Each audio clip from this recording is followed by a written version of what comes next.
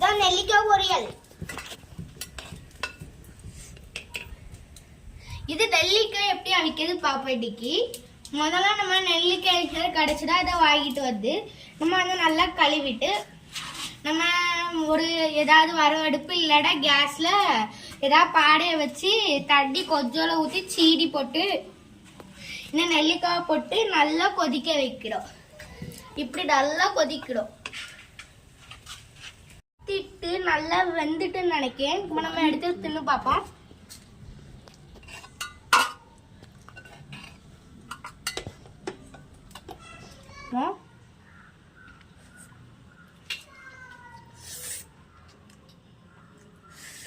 நல்ல டேஸ்ட்.